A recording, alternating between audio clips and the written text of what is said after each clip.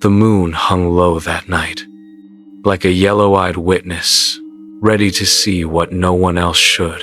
In the small town of Pine Grove, people closed their shutters early and hurried home. No one spoke directly, but everyone knew that if you sat in silence long enough after midnight, you might hear a strange sound, a quiet hiss, like milk boiling in a metal pot, ready to escape. And that sound was always followed by screams.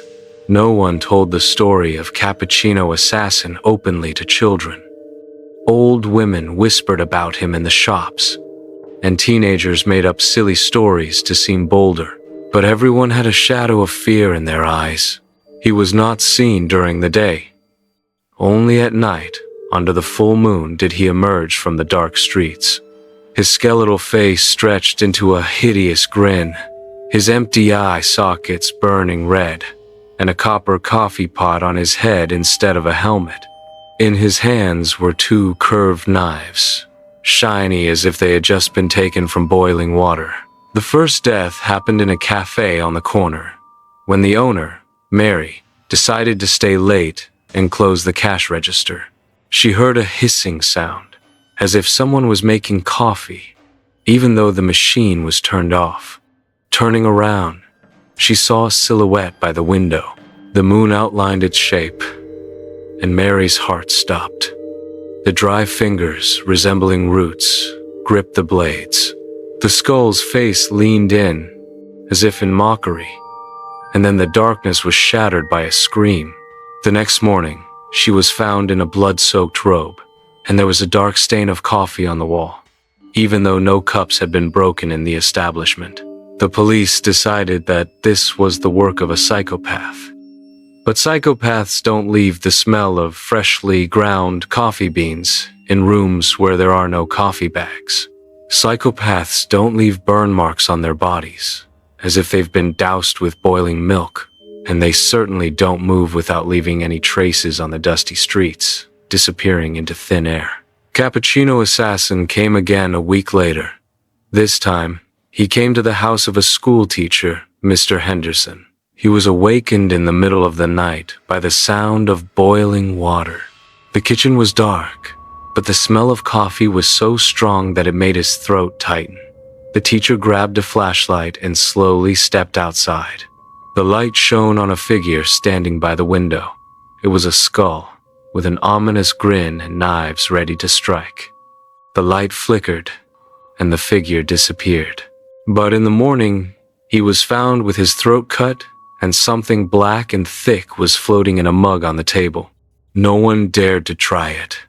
They said it wasn't liquid, but his blood. After that, things started to happen faster. People stopped going out at night. Cafes closed at sunset, and the city fell into a silent terror. But the killer never stopped coming. He chose those who thought they could hide. He never killed on the streets. He always killed in their homes, where they felt safe. First, there was a sound, then a smell, then a shadow in the corner, and then silence, broken by a scream. Some people tried to explain his appearance. Old Mrs. Caldwell told me that there was an Italian man who used to live here and opened the first coffee shop. His name was Giacomo. They said he was a master at making the perfect cappuccino. But his jealous neighbors set fire to his shop and killed him. They never found his body, just a burnt-out coffee pot. Since then, there has been an assassin who comes for anyone who has ever tasted coffee after midnight. No one believed the legend until those who actually sat up at night with a mug started dying. Among the young people, there were some brave ones who decided to check if it was real. They gathered in an old house near a cemetery, spread out the coffee beans, and set up a coffee pot. The laughter, the phone cameras, and the boasting all stopped when there was a hissing sound in the corner, as if the milk was about to spill out. One of the teenagers, Mike, fell down with a scream. The others saw a skull with glowing eyes behind his shoulder, holding up knives. When the police arrived in the morning, they found only traces of blood and the words "Non dormire mai" scribbled on the wall. Never sleep. Since then, silence had become Pangrove's guiding principle. No one turned on their coffee machines at night, and no one left their doors open. But it didn't matter, because he made his own choices. The assassin came when he saw fit, and for every person who perished, a cup was found on their desk. Sometimes it was empty. Sometimes it was full. Sometimes it was shattered, with a scent that seeped into the walls and lingered for years. The last victim was Father Graves, the priest. He decided to spend the night praying, hoping to banish the evil. The church smelled of incense and the candles flickered. But at exactly midnight, he heard a hissing sound. The candles flickered as if they were breathing. Behind the altar, he stood. A skull. A smile. Knives. On his head was a copper coffee pot, shining in the moonlight through the stained glass window. Father Graves began to recite a prayer, but the words were drowned out by the smell of strong espresso.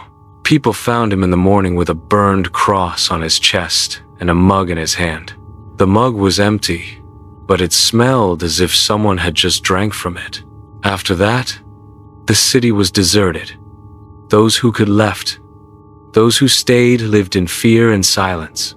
But at night, you could still hear the sound of a boiling teapot, as if someone invisible was preparing a drink. People knew that if they heard it, running would not help, because he was already there, because the cappuccino assassin never left his victims alive.